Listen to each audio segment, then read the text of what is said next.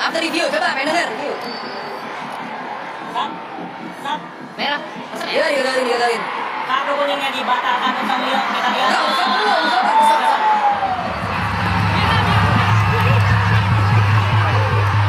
Malah Hapnernya nih yang kena nih.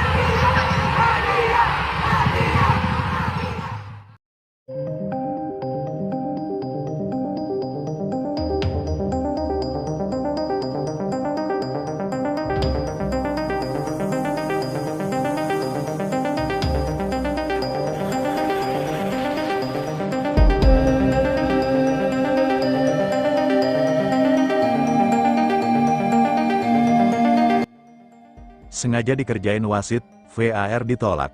Kartu merah ditarik kembali, Indonesia gagal lolos AFF. Bayangkan sebuah pertandingan yang seharusnya menjadi panggung perjuangan. Puluhan ribu supporter datang dengan satu harapan. Indonesia menang, Indonesia lolos, Indonesia melangkah ke babak berikutnya. Namun malam itu, pertandingan justru berubah menjadi drama yang sulit dipercaya. Bukan hanya karena hasil akhir yang mengecewakan, tetapi karena sejumlah keputusan wasit yang membuat publik bertanya-tanya. Mengapa VAR tidak digunakan ketika situasi terlihat begitu kontroversial? Mengapa kartu merah yang sempat keluar kemudian ditarik kembali?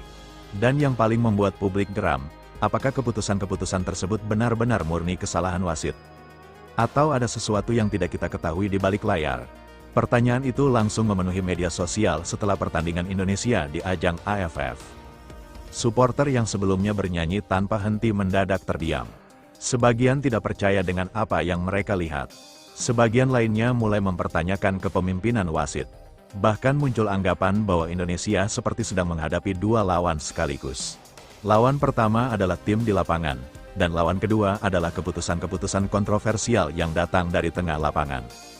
Namun sebelum kita terlalu jauh menyimpulkan, perlu ditegaskan bahwa dugaan wasit sengaja merugikan Indonesia belum terbukti. Yang ada adalah rangkaian keputusan yang menimbulkan kontroversi dan membuat pertandingan semakin panas. Semuanya bermula ketika terjadi sebuah pelanggaran keras. Pemain Indonesia jatuh, supporter langsung berteriak. Pemain Indonesia meminta keputusan tegas, wasit kemudian mengeluarkan kartu. Suasana stadion berubah, para pemain lawan melakukan protes. Pemain Indonesia juga mempertanyakan keputusan berikutnya. Dan ketika publik mengira pertandingan akan memasuki babak baru, keputusan tersebut justru berubah. Kartu yang sebelumnya terlihat seperti kartu merah kembali ditinjau dalam situasi yang membingungkan. Keputusan akhirnya tidak seperti yang diharapkan banyak supporter Indonesia. Disinilah kontroversi semakin membesar, karena bagi sebagian pendukung Indonesia, keputusan tersebut terasa seperti pukulan kedua. Pertama, pelanggaran yang dianggap layak mendapat hukuman berat. Kedua, keputusan kartu yang kemudian berubah. Dan ketiga, VAR yang dipertanyakan. Di era sepak bola modern, VAR seharusnya menjadi alat untuk membantu wasit mengambil keputusan dalam momen-momen penting. VAR bukanlah alat untuk membuat pertandingan sempurna. Tetapi ketika sebuah insiden sangat menentukan jalannya pertandingan, publik tentu berharap proses pemeriksaan dilakukan secara jelas dan konsisten. Itulah yang membuat banyak orang bertanya, kalau memang situasinya kontroversial, mengapa tidak diperiksa lebih lanjut? Kalau memang keputusan awal dianggap keliru, apa dasar perubahan keputusan tersebut? Dan jika ada komunikasi antara wasit lapangan dan tim VAR, mengapa penjelasan mengenai keputusan itu tidak terasa jelas bagi penonton? Pertanyaan demi pertanyaan terus bermunculan, sementara waktu pertandingan terus berjalan. Indonesia tidak punya kesempatan untuk menghentikan waktu. Tidak punya kesempatan untuk meminta ulang pertandingan. Dan tidak punya kesempatan untuk mengubah keputusan yang sudah dibuat. Setiap detik menjadi semakin mahal, karena Indonesia membutuhkan hasil untuk memastikan tiket lolos. Tekanan pun semakin besar, pemain mulai bermain dengan emosi. Supporter semakin keras, pelatih terus memberikan instruksi dari pinggir lapangan. Dan di tengah situasi seperti itu, satu keputusan wasit bisa mengubah seluruh pertandingan.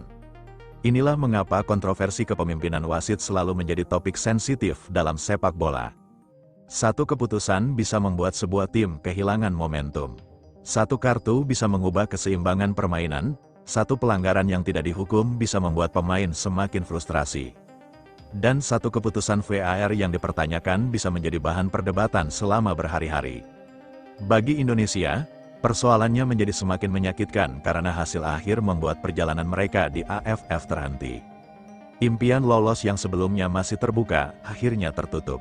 Supporter kecewa, pemain terpukul, dan media sosial berubah menjadi lautan perdebatan. Ada yang mengatakan Indonesia memang tampil kurang maksimal. Ada pula yang menilai pertandingan tidak berjalan dalam kondisi yang ideal. Namun ada satu hal yang hampir semua pihak sepakati. Pertandingan seperti ini seharusnya tidak meninggalkan terlalu banyak tanda tanya. Kalau wasit membuat keputusan kontroversial, publik berhak mempertanyakannya. Kalau VAR digunakan atau tidak digunakan, mekanismenya harus jelas. Kalau kartu merah dibatalkan, harus ada dasar yang dapat dipahami. Karena semakin besar pertandingan, semakin besar pula tuntutan terhadap transparansi. Dan disinilah cerita menjadi semakin menarik, sebab setelah pertandingan berakhir, kontroversi tidak ikut berakhir. Justru baru dimulai, potongan-potongan video mulai beredar. Cuplikan pelanggaran diputar berulang kali. Dari berbagai sudut kamera, publik mencoba mencari jawaban. Ada yang memperbesar gambar, ada yang memperlambat video. Ada yang membandingkan dengan insiden serupa dari pertandingan lain. Komentar pun bermunculan, kenapa tidak VAR? Kenapa kartu merah dibatalkan? Kenapa keputusan berubah? Apakah Indonesia memang dirugikan? Pertanyaan tersebut terus berputar. Namun sekali lagi, jangan sampai opini berubah menjadi tuduhan tanpa bukti. Belum ada dasar yang cukup untuk mengatakan bahwa wasit sengaja mengerjai Indonesia. Belum ada bukti bahwa pertandingan telah diatur. Dan belum ada bukti bahwa keputusan tersebut merupakan bagian dari konspirasi tertentu. Tetapi bukan berarti kontroversinya harus diabaikan. Justru karena tidak boleh asal menuduh, maka keputusan tersebut perlu dibedah secara objektif.